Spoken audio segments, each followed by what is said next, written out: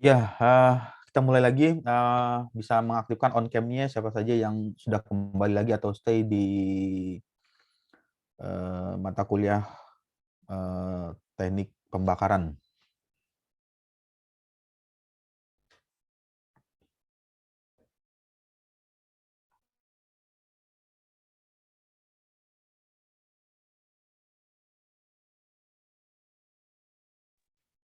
Ya, bisa mengaktifkan on cam-nya.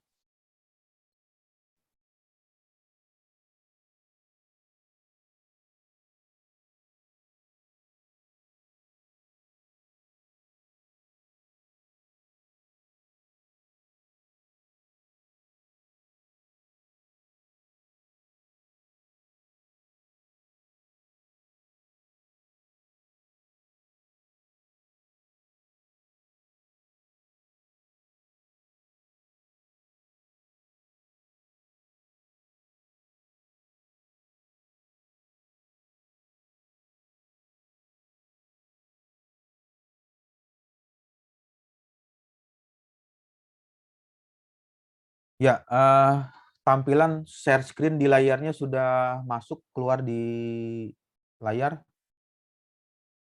Sudah, Pak. Ya, jadi tadi ya mengenai klasifikasi emisi gas buang seperti ini ada air polutan, extremely, kemudian eh, highly dangerous, kemudian moderately. Moderat ini ya masih bisa diterima ke lingkungan, tetapi mengeluarkan gas yang yang hangat atau gas yang cukup lumayan panas. Ya, ini merupakan ilustrasi dari combustion juga. Ya, walaupun seperti atraksi melakukan semburan api dari mulut. Mulut ini diasumsikan sebagai nozzle. Jadi kalau ini diterjemahkan ke dalam gambar tertentu, ini adalah gambar dari pembakaran. Ini ada nyala api, kemudian kita bisa artikan untuk nozzle-nya ini dari mulut yang pertama kali menghirup ya atau memasukkan bahan bakar dulu, bisa saja itu minyak tanah atau bensin juga bisa dilakukan, tapi ya jangan sampai tertelan. Nozzle kemudian atau mulut ini menyemburkan eh, bahan bakar. Kenapa disemburkan? Ya tujuannya supaya untuk meningkatkan pembakaran. Jadi di depannya ini sudah ada objek yang terbakar, bisa saja dia sudah membakar kayu bakar atau membakar bagian tertentu yang sudah terbakar lalu disemburkan dengan bahan bakar tadi, bahan bakar fosil, bisa minyak tanah atau bensin. Semburan ini mengeluarkan liquid yang berbentuk spray. Spray ini ya bayangkan saja seperti semprotan minyak wangi berupa partikel-partikel kecil, karena berupa partikel-partikel kecil dalam bentuk uap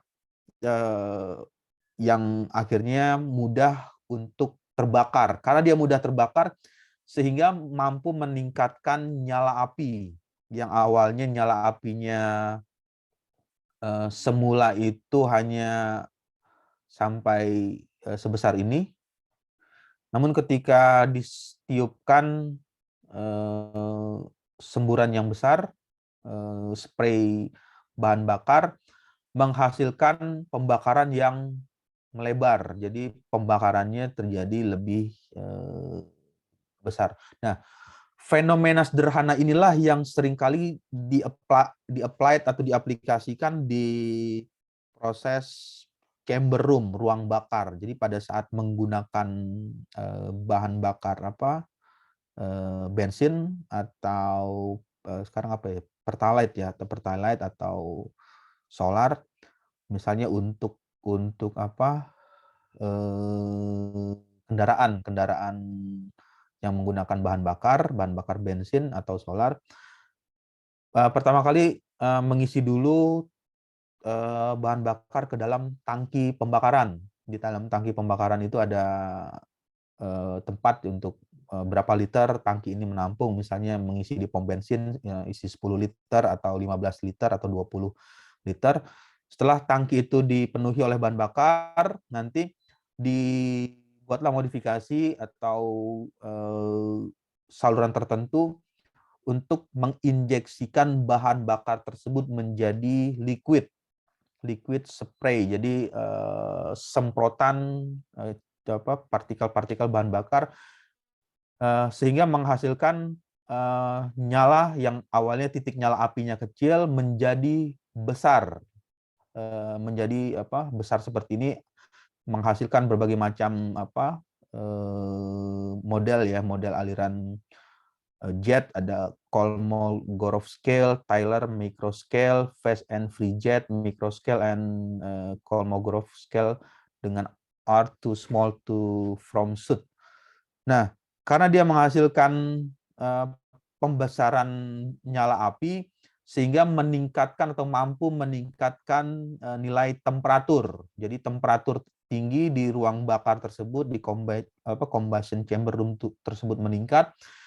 Temperatur tinggi memberikan dampak pengaruh terhadap nilai tekanan. Jadi tekanannya juga akan mengalami peningkatan ekspansi volume. Inilah yang menyebabkan atau mampu mendorong kalau digunakan di motor bakar, mampu menggerakkan piston. Jadi pistonnya terdorong ke atas, bergerak maju, kemudian karena gerakannya cukup kuat, tekanannya cukup kuat, sehingga bisa menggerakkan roda kendaraan.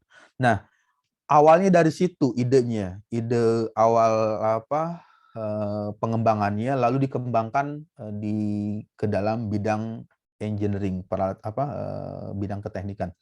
Ya, ini di bagian berikutnya mengenai selanjutnya konsumsi bahan bakar. Untuk konsumsi bahan bakar, ini ada grafik ya, atau flow garis grafik. Ada bahan bakar dengan tahun, kebetulan diambil sampelnya ini dari sekitar tahun 1950, tahun 1950, cukup lama ya, sampai di tahun 2000, ya sekarang 2022. Untuk grafik, apa yang bisa kita cermati dari grafik ini? Dari grafiknya terlihat trennya ini selalu meningkat. Tren grafik ya, hampir terlihat hampir meningkat. Yang pertama yang berwarna merah, petroleum, konsumsi bahan bakarnya dari tahun 1950, dari tahun 1950 sampai 2000 ini mengalami peningkatan, kemudian turun lagi, meningkat, turun, tetapi di bagian akhirnya mengalami, tetap berada pada bagian atas, mengalami peningkatan tiap tahunnya. Walaupun terjadi secara sedikit perubahan ya. Nah, ini kalau ditarik garis lurus ya, sekitar jatuhnya di 40 ya, sekitar kalau garis lurus ya. Nanti coba dicek kalau tarik garisnya itu lurus ya, bisa diperkirakan sekitar di nilai 40 BTU. Jadi di nilainya itu ada di 40 nilon BTU dengan satuannya. Kemudian nilai-nilai tersebut juga sama trennya, tren grafik ya. Tren grafik itu kecenderungan dari grafik untuk gas yang lain. Ini ada petroleum. Untuk natural gas juga seperti itu. Kalau ditarik garis ya, juga ini meningkat. Coal, batu bara, juga mengalami peningkatan. kemudian nuklir juga seperti itu. Nah, ini merupakan bahan-bahan yang berasal dari fosil untuk konsumsi bahan bakar. Lalu apa challenge-nya atau tantangannya ke depannya? Untuk ke depannya karena ini berasal dari fosil ya yang menjadi bahan bakar utama ya atau energi, karena fosil ini suatu saat pasti akan akan habis karena penggunaan dari konsumsi kebutuhannya juga selalu meningkat untuk tiap tahun, maka diperlukanlah alternatif baru ya yang saat ini yang sering kali banyak dilakukan riset itu seperti EBT, energi baru terbarukan untuk ya tujuannya adalah untuk menggantikan fosil tersebut. Karena kalau dari grafik ini tren grafik yang diperoleh tiap tahun dari 1980 sampai tahun 2000, tapi kalau diteruskan ini sampai 20 sekarang 2022 ya pasti trennya akan meningkat kebutuhan akan energi bahan bakar. Nah, untuk EBT itu banyak modelnya, ada energi baru terbarukan ya salah satunya wind turbine, turbin angin karena angin tidak pernah habis ya. Tiap hari selalu ada, tiap jam ya selalu ada angin yang berhembus atau angin yang mengalir ya walaupun angin tersebut ya kadang fluktuatif juga, kadang memiliki kecepatan yang tinggi, high speed atau low speed atau medium speed, tetapi idealnya atau umumnya hampir per tiap hari selalu mengeluarkan angin. Berikutnya itu merupakan bagian-bagian yang menjadi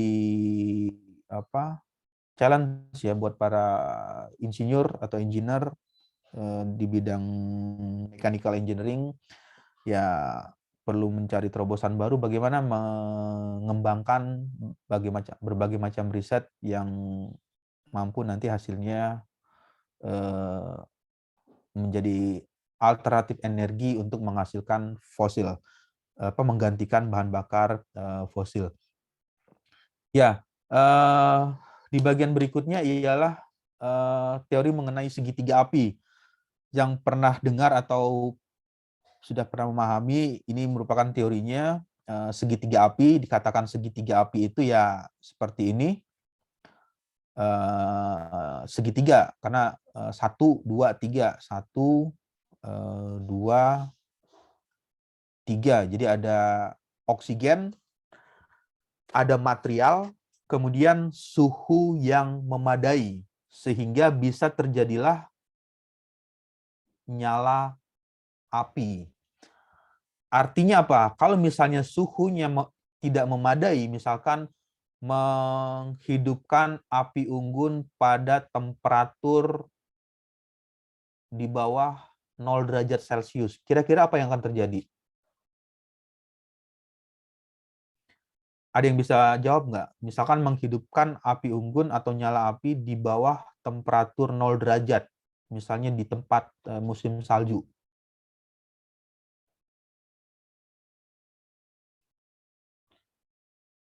Kira-kira apa yang akan terjadi? Yang pertama, jelas akan mengalami kesulitan, sangat sulit atau kesulitan sekali untuk menghidupkan atau menyalakan nyala api di temperatur yang rendah. Rendah itu ya temperaturnya sampai minus, bahkan minusnya cukup jauh sampai -10 derajat Celcius atau 50 derajat Celcius, atau menghidupkan nyala api atau api di misalnya di kutub utara atau di kutub selatan, di tempat yang cukup dingin ya. Itu pasti akan mengalami kesulitan. Nah, ini merupakan teori segitiga api. Jadi walaupun ada bahan bakarnya ada, materialnya ada yang untuk bisa dibakar, ada bahan bakar, ada misalnya kayu, bahan bakarnya ada, atau misalnya menggunakan bensin, ya bensinnya ada, atau minyak tanahnya ada, solarnya ada, oksigen ada, kandungan oksigen di lingkungan di sekitarnya. Tetapi pada saat tertentu di bagian tersebut temperaturnya sangat rendah sampai 0 derajat Celcius atau di bawah 0 derajat minus. Yang akan terjadi ialah proses penyalaannya atau untuk menghidupkan ini membutuhkan effort atau usaha yang cukup sulit atau keras atau susah ya untuk menghidupkannya. Ya sama seperti halnya misalnya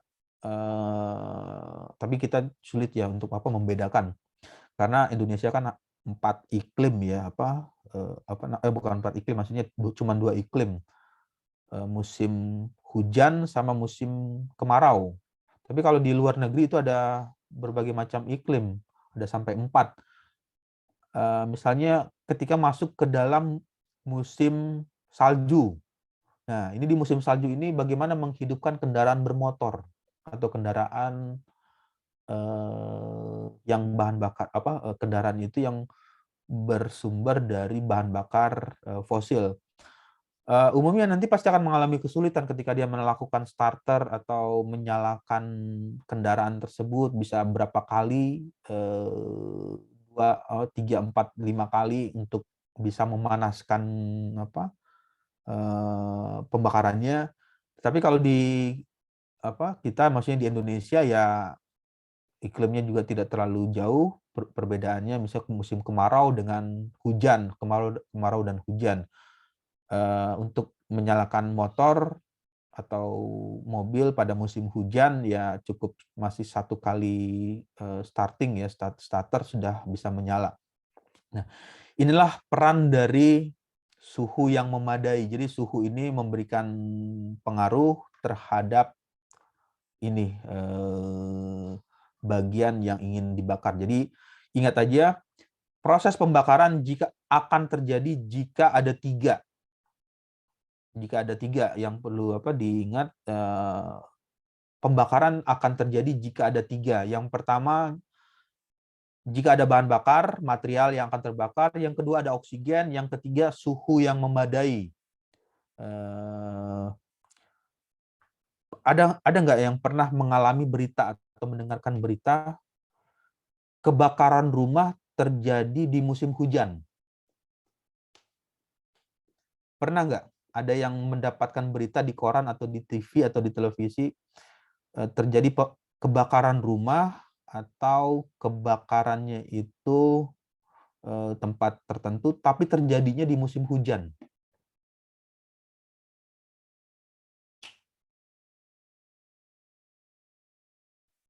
Jarang ya, atau bahkan belum pernah mendengarkan berita seperti itu. Nah, kenapa hal itu bisa terjadi? Karena suhunya yang tidak memadai. Karena pada saat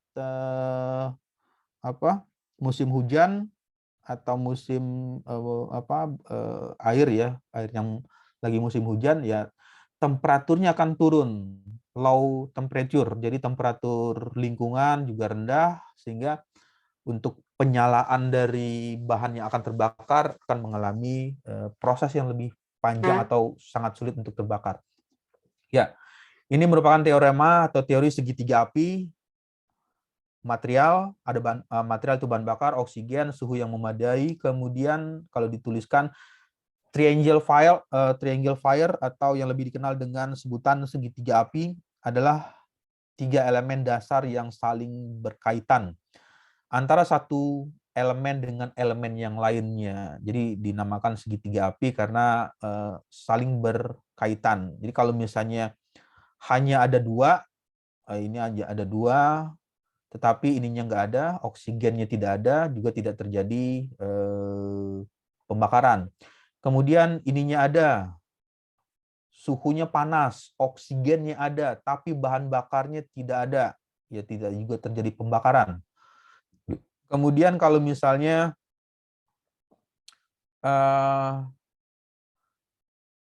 ininya ada, bahan bakarnya ada, oksigennya cukup, tetapi suhunya sangat rendah atau nilai temperaturnya sangat rendah di bawah 0 derajat Celcius.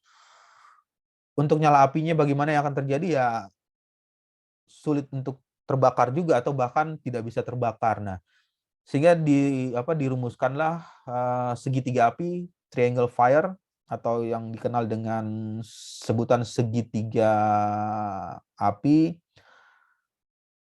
merupakan 3 elemen dasar yang saling berkaitan. Jadi antara elemen 1, 2, 3 itu saling berhubungan antara elemen dengan elemen yang lainnya. Ya, lalu yang berikutnya,